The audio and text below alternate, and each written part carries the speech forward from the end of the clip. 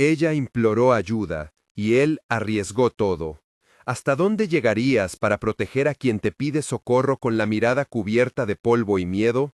En un paisaje de quentura y piedras, en el corazón del Sertao que nadie en el mapa llamaba capital, el sol caía a plomo y el viento traía olor a aroeira y capín seco que crujía bajo los pies. La noche anterior había sido de lamparina y trote de caballo, la madrugada de pasos que rompían el silencio del alpendre y de un grito que nadie debería escuchar. Elena apareció en la portezuela de la facenda como un fantasma real, vestido raído, la cara con tierra y sangre, la respiración cortada, y detrás de ella el rumor de hombres que no venían a pedir sino a tomar. Rodrigo, de 38 años, facendero humilde, de manos gruesas y mirada que guardaba silencios, tenía la vida marcada por la rutina del arrello, el curral y el canto metálico del martillo en la forja. Aquella súplica alteró la costura de su día, le obligó a decidir antes de pensar. Lo que pasó después no es lo que imaginas. Lo que ocurrió cambió el destino de varios habitantes del rancho y de la aldea entera. Antes de seguir, suscríbete para no perder otras historias que huelen a polvo y a esperanza. Ahora, respira hondo, porque vas a sentir el relincho del caballo, la quentura en la piel y el sabor amargo del miedo. La noche en que Elena cruzó la cerca, la luna apenas se asomaba entre nubes pesadas. El riacho, que en verano apenas susurraba, reflejaba una mancha de luz que parecía una promesa rota. Se oyó primero un relincho apagado, luego un golpe seco contra la madera de la puerta. ¿Quién va?, preguntó Rodrigo con la voz arrastrada por la costumbre de ver intrusos y sombras. «Por favor, señor, no puedo seguir», dijo Elena, la voz un hilo, los dientes apretados. «Me persiguen». «¿Quiénes?», repitió él, pero no esperó respuesta. Su intuición fue más rápida que sus preguntas. El sonido de pasos alcanzó la vereda, piedras moviéndose, polvo levantado que olía a tierra mojada de la última lluvia. Allí, bajo la lamparina que colgaba del techo del alpendre, la escena se volvió táctil, el calor pegaba en la nuca, sus manos se humedecían con sudor, la lana del poncho le picaba como si fuera arena. Elena apoyó las manos en los muslos, temblando. «Me van a llevar de vuelta», susurró. «Si te devuelven, te matan». Rodrigo miró la noche, mirando más allá de la puerta, donde la silueta de un caballo dibujaba sombras, y en la distancia se escuchaba un trote que se aproximaba. «Quédate aquí», dijo sin pensarlo demasiado, y en esa orden había una promesa y una condena a la vez. La persecución comenzó como un rumor lejano que se volvía cercano, como si las botas de los perseguidores rompieran el idioma y lo devolvieran en gritos. Elena corrió troja buscando el escondite que su abuelo le había enseñado cuando ella era niña de pueblo, un hueco entre las raíces de una aroíra vieja junto al riacho. Recordó el olor del barro tras la lluvia, el sonido de las cigarras en verano, el sabor dulce de la casca de naranja que su madre le daba cuando la tos no la dejaba dormir. Pero aquella memoria fue rota por las voces de los hombres. «¡No la dejen escapar!», gritó uno, y el eco rebotó en las paredes de la facenda como un juramento ciego. En su prisa, Elena tropezó y raspó las rodillas. La sangre caliente se mezcló con el polvo y el salitre de sus lágrimas. Rodrigo la ayudó a levantarse con manos que olían a cuero y fierro. «¡Apresúrate!», dijo alguien desde la distancia. «¡Quieren llevársela viva!». «No la toquen», ordenó Rodrigo a voz en cuello, sin medir consecuencias. «Aquí no entra nadie». Se escuchó un disparo a lo lejos, la bala cortó la oscuridad y dejó un silbido que clavó miedo en la madera del establo. Elena se acurrucó detrás del cuero de los arrellos, entre el olor a sudor de los caballos y el crujir del capín seco. Los perseguidores no eran hombres de ley, parecían jagunzos al servicio de intereses que olían a dinero y a dominio. Su jefe, Simón, solía manejar a los hombres como si fueran piezas de un tablero, y aquella noche su sombra se alargó sobre la facenda como una amenaza. Rodrigo era un hombre de trabajo con un pasado de silencios pesados. Nació en la finca que ahora cuidaba, hijo de un peón que murió joven dejando manos curtidas y una voz que enseñó a Rodrigo a medir palabras. De niño aprendió a montar al trote, a reconocer el metal cuando canta en la forja, a distinguir el olor de la lluvia por el color del viento. Su madre le cosía las camisas en una vieja máquina y le contaba historias de antepasados que trajeron una sementera de esperanza desde muy lejos. Con 15 años se fue a trabajar con un tropero que recorría rutas y llenaba su maleta de canciones y recetas de cúrcuma. El viaje le enseñó que la tierra no perdona la pereza. Con 25 perdió a su hermano en una pelea por agua con la hacienda vecina, y aquella pérdida clavó en Rodrigo un principio: nadie se mete con los tuyos sin pagar el precio. Aprendió a llevar la pena dentro, como un cuchillo guardado en el pecho. Por eso, cuando Elena llegó suplicando ayuda, no pudo mirar hacia otro lado. Su vida cotidiana era ruda y metódica: amanecer con la lamparina encendida para dar de comer a los caballos y revisar los arrellos, pasar la mañana en el curral, la tarde arreglando cercas y la noche escuchando historias en la feria de la aldea. El recuerdo del hermano volvía a veces con el olor del tabaco y de la aroíra, y nadie en la comunidad dejaba casa. Entre sacos y herramientas, Rodrigo prometió a Elena que haría lo necesario para que nadie la arrancara de allí. «Si me salvas, no te dejaré sola», murmuró él, más como un juramento que como una oferta. Ella, aferrada al borde de la mesa, contestó con voz quebrada: «No pido matrimonio, pido vivir». Y ahora, ¿y si tú estuvieras en el lugar de Rodrigo, qué harías? ¿Le abrirías la puerta a quien suplica así, sabiendo que los hombres que persiguen no se detienen por la compasión? ¿Arriesgarías tu paz y tu techo por alguien que acaba de llegar y que no te debe nada? Responde con una línea: yo arriesgo o yo pienso dos veces, y explica en una frase por qué. Tu opinión importa aquí. Leeré los mejores comentarios y usaré algunas de sus respuestas en los próximos episodios, porque las decisiones pequeñas de la gente ordinaria son el corazón de estas historias. Dime si protegerías a una persona desconocida por empatía, por honor o por miedo. Cuéntalo en una palabra y añade una razón corta. Antes de continuar, deja ese comentario, únete a esta comunidad y sigue el canal para no perder la resolución de esta noche en la Facenda. La decisión que Rodrigo tomó no quedó en privado, la comunidad la sintió y reaccionó. La persecución no tardó en intensificarse. Simón, al frente de los jagunzos, puso precio a la captura y no escatimó en violencia. «No la traigas muerta», ordenó con voz de piedra. «Viva sirve para que el patrón haga lo que quiera». Los hombres se movían como un solo organismo, entre trotes, cuchillos y órdenes cortas. Rodrigo organizó una táctica improvisada. Julio y él harían de señuelo, desviando la atención hacia el viejo camino del molino, mientras Marta y Rosa llevaban a Elena por una senda oculta entre el capín que bordeaba el riacho. «No hay tiempo para dudas», dijo Rodrigo. «Julio, tú al trote por la cuesta, yo iré por la vereda del viejo tonel. Mantén la calma». «¿Y si nos descubren?», preguntó Julio con la garganta apretada. «Entonces pelearemos», respondió Rodrigo sin más ornamento. Los sonidos de la noche se volvieron mapas: el trotecito de un potro joven,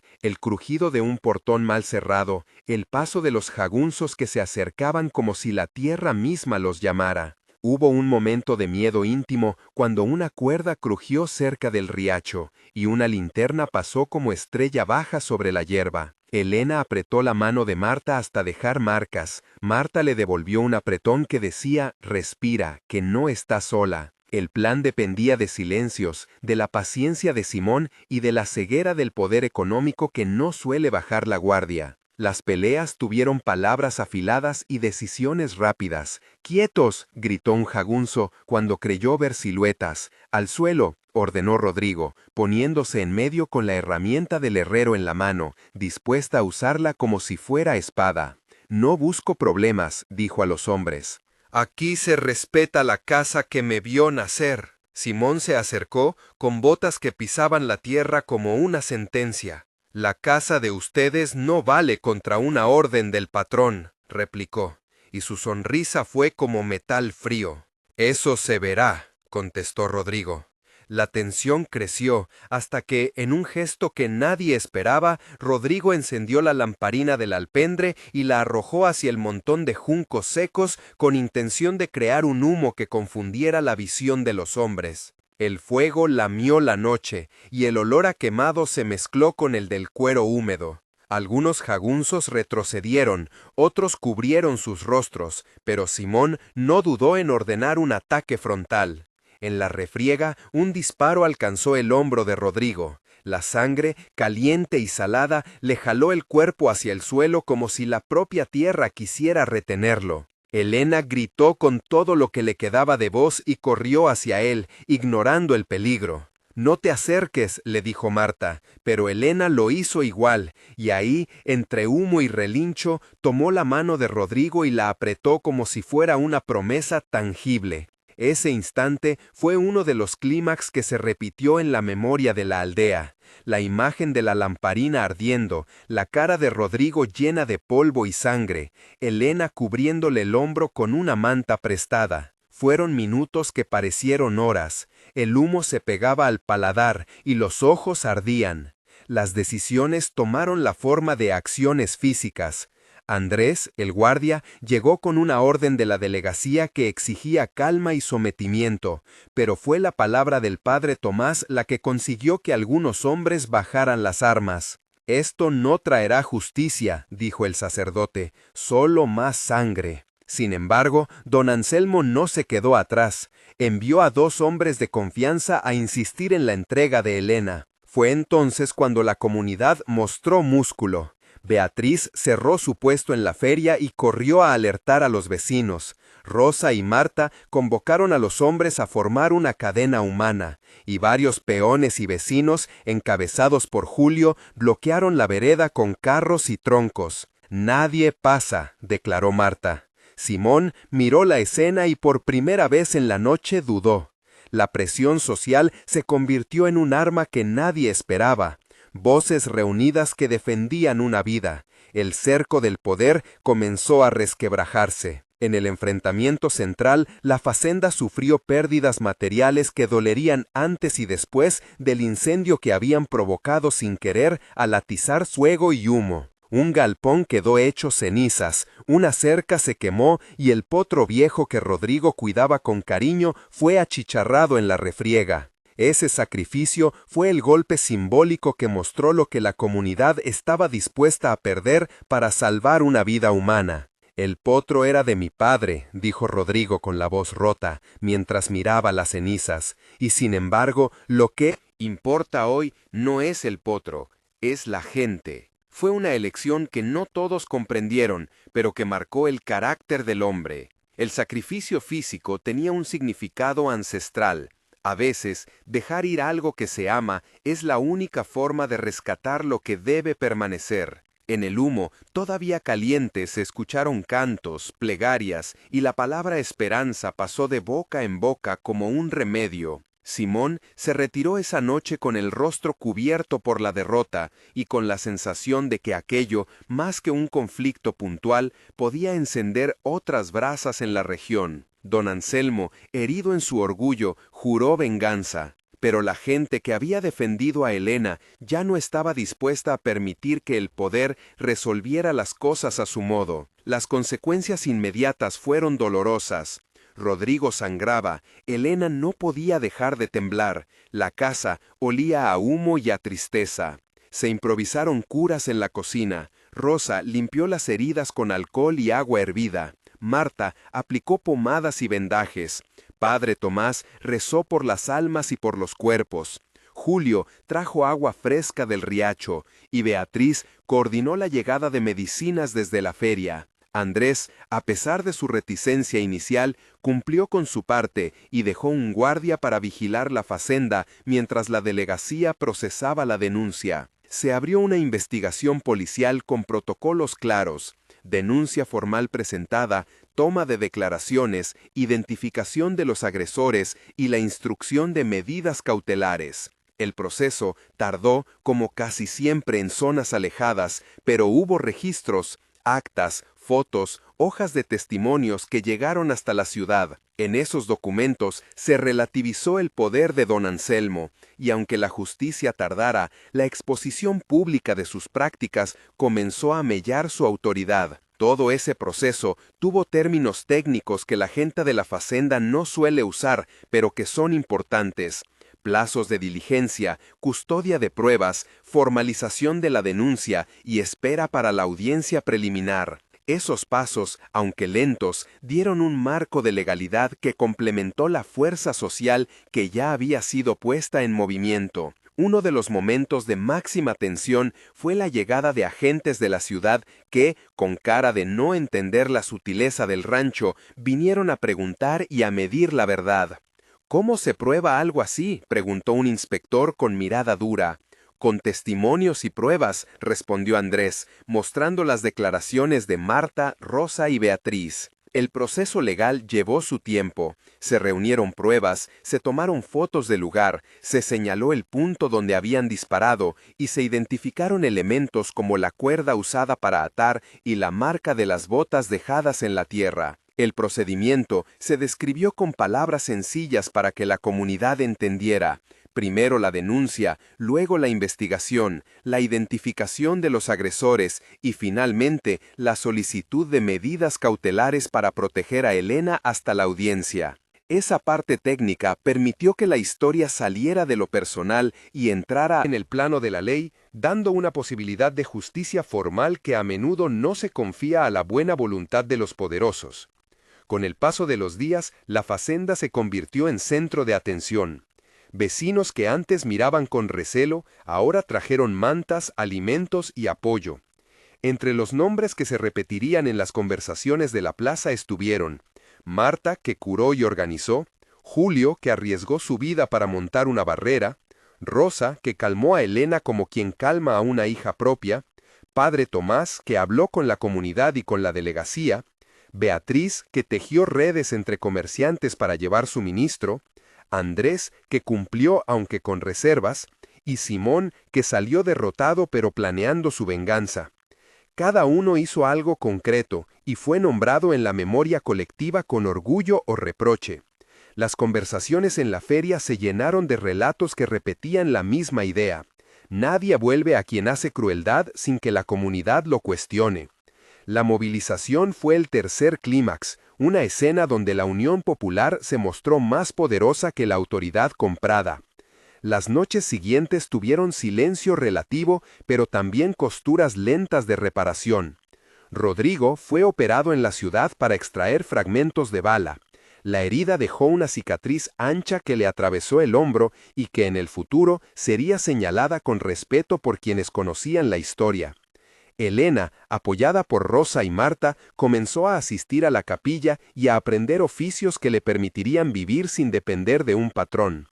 El potro perdido fue llorado, pero el gesto de la comunidad de regalar un potrillo nuevo en medio de la reconstrucción consoló a Rodrigo como un símbolo, la continuidad posible. El pueblo había elegido su camino, el de la solidaridad frente a la opresión. Un mes después, la Facenda mantenía cicatrices, pero la vida intentaba acomodarse. En este primer epílogo, la comunidad había unido manos y había reparado techos y cercas, juntando fondos en la feria para comprar clavos y madera. Elena recibió una carta de la delegacia informando que la investigación seguía su curso y que se había abierto una causa contra varios hombres a las órdenes de don Anselmo. Rodrigo, de hombro vendado y mirada más suave, había vuelto a sus labores con ayuda de Julio.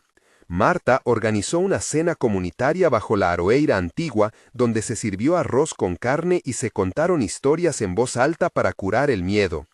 La vida cotidiana volvió con pequeños ritos: el sonido del arreo, la limpieza del curral, el paso de los peones al trote. Aunque la quentura seguía pegada a la piel y el capín crujía como siempre, había una sensación nueva de pertenencia. La gente hablaba de justicia, de la necesidad de estar alerta y de cómo la unión había cambiado el rumbo de la región. Algunos comenzaron a nombrar el potro nuevo como símbolo y a repetir que nadie más debería sufrir en silencio. 3 meses después, la trama judicial había avanzado, pero no concluido. En este segundo epílogo, la delegacia había citado a varias personas y algunas audiencias preliminares habían mostrado pruebas suficientes para sostener cargos. Don Anselmo, presionado por la mala prensa y por la pérdida de apoyo en la feria, vio reducida su influencia. La comunidad, fortalecida, había formado una especie de comité de vigilancia para proteger a quienes, como Elena, necesitaban un refugio. Elena ya trabajaba en la pequeña panadería que Beatriz ayudó a montar con un fondo comunitario. Aprendió a amasar pan y a contar historias a los chicos que venían a la plaza. Rodrigo se convirtió en una figura que ya no solo silenciaba las palabras, sino que las pronunciaba con la firmeza de quien ha pagado un costo. La vida estaba lejos de ser perfecta, pero la esperanza se había asentado en gestos concretos. Una gran olla compartida en la feria, la reparación del curral y la enseñanza mutua de recursos y oficios. Las heridas se venían curando con costuras de solidaridad. 6 meses después, el tercer epílogo cerró con una sensación de reconstrucción más profunda. La facenda mostraba nuevas tablas en el establo, un alpendre reparado y el potro que la comunidad había regalado ya trotaba por la vereda con un brillo en los ojos que parecía decir que la vida continúa. La causa judicial había llegado a una instancia en la que algunos de los hombres implicados habían sido condenados por intimidación y lesiones, aunque don Anselmo aún buscaba recursos legales. No fue una victoria total de la ley, pero sí un precedente. La voz de la comunidad había sido escuchada en tribunales, y eso marcó un antes y un después. Elena, ahora con trabajo en la panadería y con alojamiento estable en la casa de Rosa por temporadas, empezó a enseñar a otros a preparar pan y a cuidar animales. Su recuperación emocional se notaba en la risa fácil que volvía a asomarse. Rodrigo, con la cicatriz visible y la mirada menos dura, aceptó el gesto de la gente al bautizar al potrillo con el nombre Esperanza, en recuerdo del sacrificio que costó salvar una vida. La plaza volvió a llenarse de música en las tardes de feria, con la zanfona humilde de alguien que toca para recordar que la vida es resistencia. En la conclusión, la promesa que Rodrigo lanzó al recibir a Elena no solo selló destinos individuales, sino que ajuntó heridas y les dio punto. La comunidad había aprendido que la dignidad se defiende con manos unidas. El poder de don Anselmo se resquebrajó, al menos en la forma en que manejaba la justicia local, y la facenda volvió a tener pasos que no eran de temor, sino de trabajo compartido. El potro, bautizado como Esperanza, se convirtió en símbolo de la recuperación, y cada vez que relinchaba, la gente recordaba que la solidaridad puede más que la violencia privada. La historia no terminó sin cicatrices, quedaron pérdidas y nombres que siempre llevarían marcas, pero lo que nació en aquella noche fue una fuerza que enseñó: nadie vuelve a la crueldad sin respuesta cuando el pueblo se une. Si esta historia te tocó, deja un me gusta, comparte con alguien que crea en la fuerza de la gente común y suscríbete para seguir con historias que hablan de honra, sacrificio y reconstrucción. Recuerda, a veces es la quentura del día la que nos enseña a encender la llama correcta para proteger al otro.